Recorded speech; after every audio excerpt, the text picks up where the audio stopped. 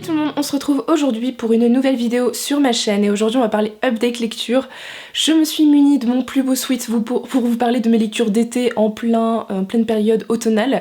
Oui, je suis terriblement en retard dans mes update lecture, c'est pour ça que j'ai 5 romans à vous présenter, je les ai tous appréciés et j'ai hâte de vous en parler. Le premier roman dont je vais vous parler, il s'agit du premier tome d'une nouvelle saga fantastique et qui est française, que j'ai énormément apprécié. Il s'agit du premier tome de Magic Charlie, donc l'apprenti d'Audrey Alouette aux éditions Gallimard Jeunesse. Je l'ai reçu en service presse et j'ai adoré cette histoire. Ici on va suivre Charlie Vernier, qui est un jeune collégien ou lycéen, qui va découvrir que sa grand-mère fait partie d'une société magique assez mystérieuse, qui se cache en plein cœur de la France, mais qui est cachée aux yeux des non-magiques. Et il va suivre une sorte d'aventure avec une autre apprentie qui s'appelle Sapotille, pour sauver sa grand-mère de cette société un peu étrange et magique.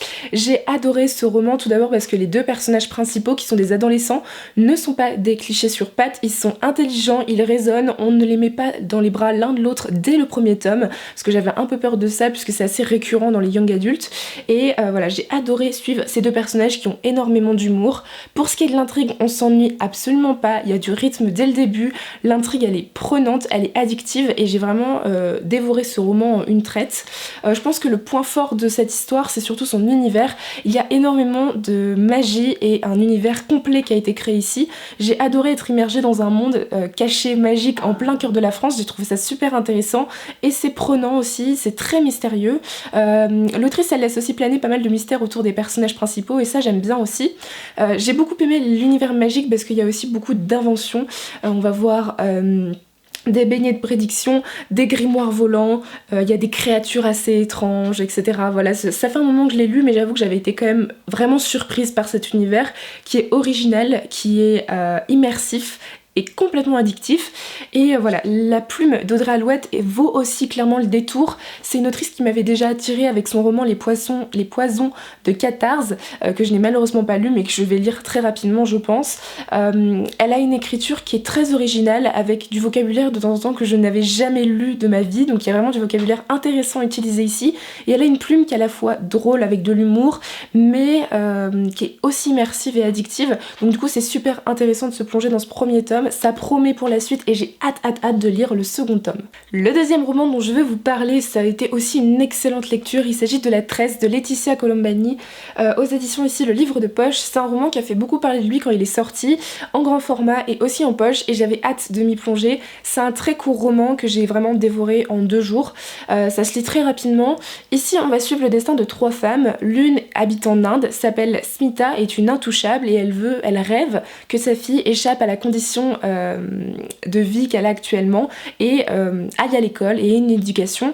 Ensuite on va suivre Julia qui est en Sicile, qui après l'accident de son père va se retrouver avec l'entreprise de son père sur le dos et va se rendre compte qu'elle est en faillite et du coup va devoir gérer tout ça du jour au lendemain. Et on va suivre après Sarah qui est au Canada, c'est une avocate réputée qui vit pour sa carrière et qui va apprendre du jour au lendemain qu'elle est gravement malade. Et on va suivre en fait les destins de ces 3 femmes qui sont mêlées sans forcément être les unes à côté des autres, elles n'ont jamais se rencontrer, mais il y a énormément de points communs entre leurs destins qui sont pourtant très très différents. C'est un roman qui m'a particulièrement touchée déjà parce qu'on suit 3 femmes qui sont extrêmement fortes, courageuses, qui sont raisonnées et qui ont des destins et des vies qui sont tellement différentes. Ça nous fait reconsidérer un peu les choses par rapport à notre vie actuellement. Et vraiment voilà, c'est des personnages qui sont profondément attachants. On s'identifie beaucoup à elles malgré le fait qu'elles soient complètement différentes de nous par rapport aux obstacles qu'elles ont à affronter, les préjugés auxquels elles sont confrontées. Et voilà, c'était terriblement intéressant au niveau de ces personnages. Ici c'est pas un roman d'action, c'est pas une romance, ce n'est pas un thriller, c'est juste le destin de 3 femmes qui est emmêlé, 3 femmes qui vont avoir chacune un combat différent, de destins différents, de situations différentes, mais qui pourtant vont se retrouver dans beaucoup de choses, dans leur courage, dans la manière dont elles affrontent les événements, dans la manière dont elles sortent des préjugés dans lesquels la société les a mis, voilà, c'était terriblement intéressant de ce côté-là et c'est pour ça que ça s'avale, parce que en fait c'est des chapitres qui sont courts, le rythme il est présent et du coup c'est un roman qui qui se dévorent en une traite parce qu'on veut absolument savoir ce qui va se passer pour ces femmes, ces 3 femmes. Et voilà, c'est une plume aussi qui m'a beaucoup plu. Elle n'est pas forcément exceptionnelle, mais elle est assez fluide et addictive pour vous prendre dans l'histoire et vous faire ressentir pas mal d'émotions. Donc voilà, dans l'ensemble, ça a été une excellente lecture que je vous recommande énormément. Le 3e roman dont je vais vous parler, il s'agit d'une suite de saga que j'ai reçue grâce aux éditions Nathan. Il s'agit du second tome de la trilogie Strong Girls Forever, Pourquoi ne pas craquer pour le mec parfait de Holly Bourne. J'avais beaucoup apprécié le premier tome qui mêlait féminisme, qui mêlait maladie mentale, et j'avais hâte finalement de lire ce second tome et de voir quelle thématique allait être abordée dans ce roman, et je n'ai pas été déçue. Ici on va suivre le personnage d'Amber dans ce second tome, qui est une fille qui est assez complexée par le fait qu'elle soit rousse, par le fait qu'elle soit extrêmement grande, et on va aussi suivre les personnages de Evie et Lottie qu'on avait découverts durant le premier tome, et d'autres personnages, mais on suit particulièrement celui de Amber ici, qui va s'envoler pour la Californie dans un camp de vacances aux États-Unis pour voir sa mère qu'elle n'a pas vue depuis plusieurs années et qui s'est réfugiée aux États-Unis, tandis que Amber, elle, habite au Royaume-Uni. Donc ici on suit ce personnage qui va se retrouver dans une situation auquel elle n'a jamais été confrontée. C'est un personnage que j'apprécie énormément, malgré ses complexes, elle est extrêmement réaliste. Déjà par le fait qu'elle soit complexée, mais aussi par le fait qu'elle se pose énormément de questions sur les relations amoureuses, sur l'amitié, sur la situation familiale, sur ses amis, bref, il y a beaucoup de doutes qui sont amenés ici et j'ai trouvé ça très intéressant. C'est aussi un personnage qui se prend pas la tête, qui a énormément d'humour et qui est très réactif, donc c'est un personnage qu'on aime beaucoup suivre.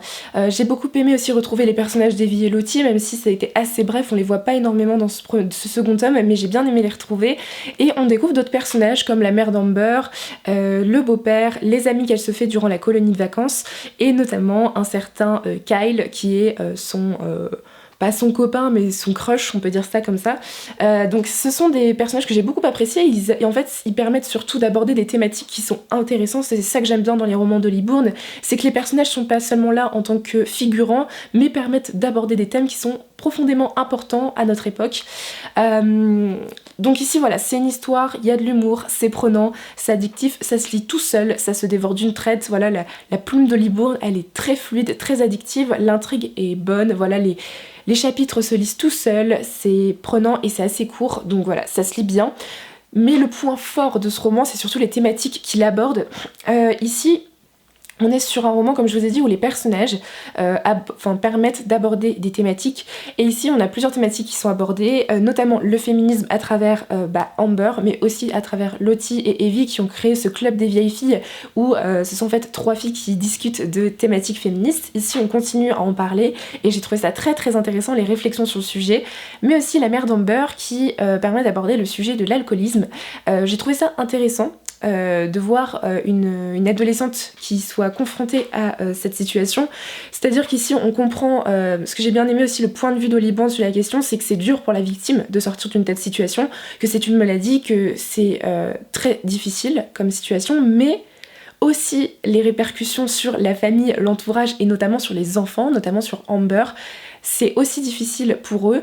Et j'ai bien aimé le fait que ici l'autrice montre que aider les gens qui sont dans ce type de maladie, c'est un choix, mais que si en face la personne ne se concentre que sur elle-même et ne se concentre même pas sur ses propres enfants ou sa propre famille, c'est un choix et qu'elle a le droit aussi de lâcher prise et de ne pas s'occuper de sa mère en l'occurrence dans cette situation.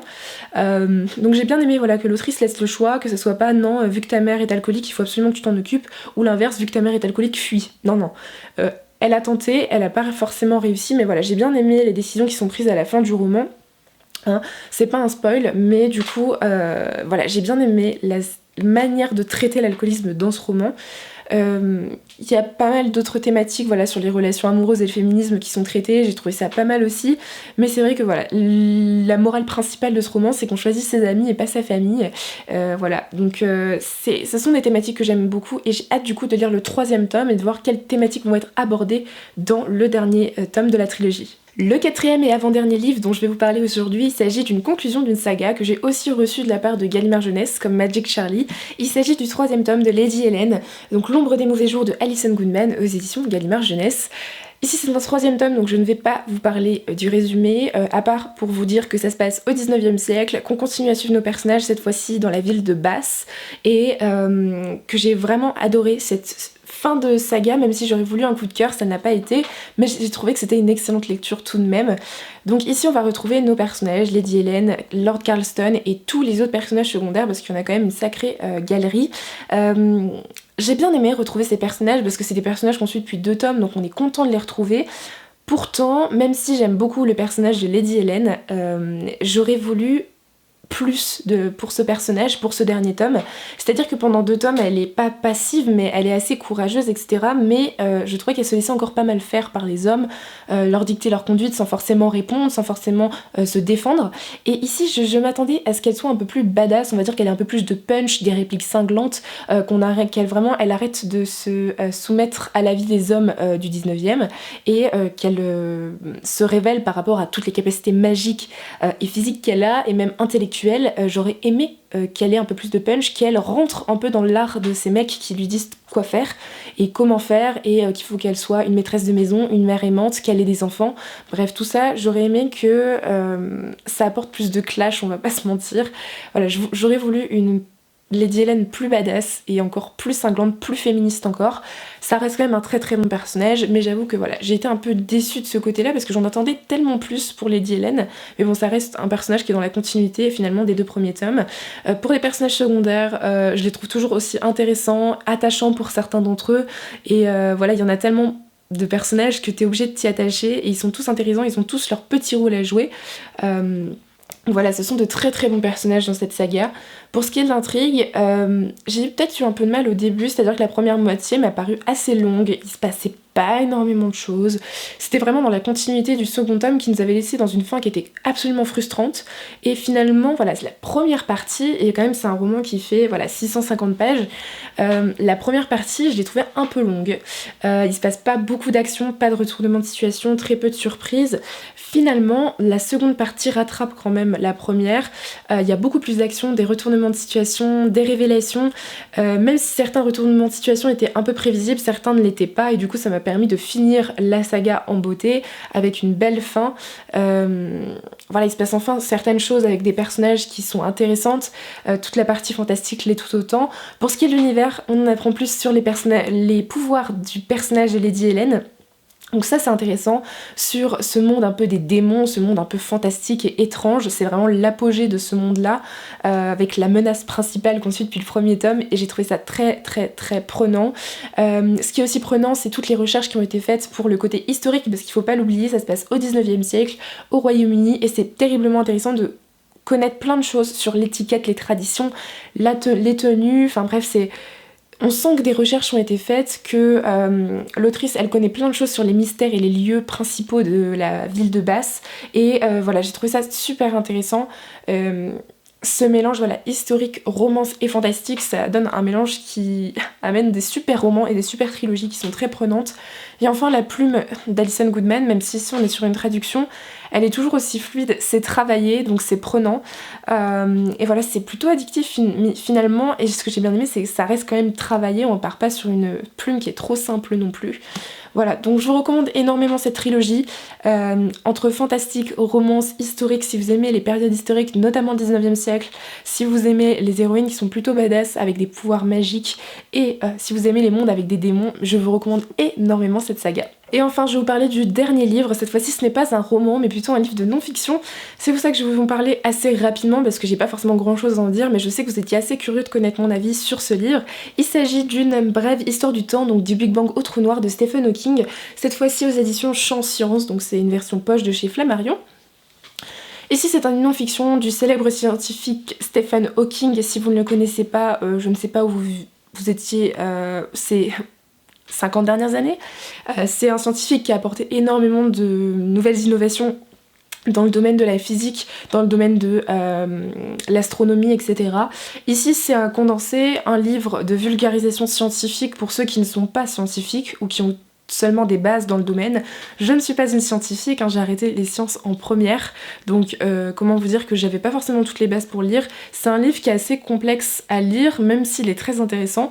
Je pense que j'en ai compris 20-25% maximum, et c'est pour ça que je le garde, parce que j'aimerais un jour le relire et voir si je comprends un peu plus, vraiment me plonger à fond dans ce roman, enfin dans cette histoire. Il y a plusieurs thématiques qui sont abordées ici, je n'ai pas trouvé toutes les thématiques intéressantes, mais il y en a certaines qui m'ont beaucoup plu, notamment celle sur les trous noirs qui m'a appris beaucoup de choses. Donc les trous noirs, l'origine et le destin de l'univers, toute une question aussi sur le temps qui était particulièrement intéressante, et aussi sur l'espace, notre vision de l'univers. Donc voilà, c'est des thématiques que j'ai trouvées très intéressantes et j'aimerais me plonger dans d'autres livres de ce style. Je sais que j'ai très envie de me plonger dans des livres qui traitent des mêmes thématiques comme ceux de Carl Sagan, mais aussi ceux de Neil deGrasse Tyson qui a notamment animé la série Cosmos qui est sur l'espace et qui est disponible sur Netflix, donc je vous la recommande énormément. Et voilà, c'est un sujet qui continue à m'intéresser. J'avoue que celui-ci, je l'ai trouvé très intéressant, mais je vais essayer de voir si je peux pas trouver d'autres livres qui permettent de mieux comprendre ce que j'ai lu ici. Mais je vous le recommande si vous avez des bases dans les sciences, que ça vous intéresse beaucoup. Si vous intéresse qu'un tout petit peu, je ne vous conseille pas forcément de vous lancer, mais j'ai beaucoup apprécié cette plongée dans le monde scientifique et plus particulièrement dans le monde de l'astronomie. Voilà tout le monde, cette vidéo est terminée, j'espère qu'elle vous aura plu et qu'elle ne sera pas trop longue. Du coup moi je vous souhaite de très bonnes lectures et je vous dis à très bientôt dans une prochaine vidéo. Bye!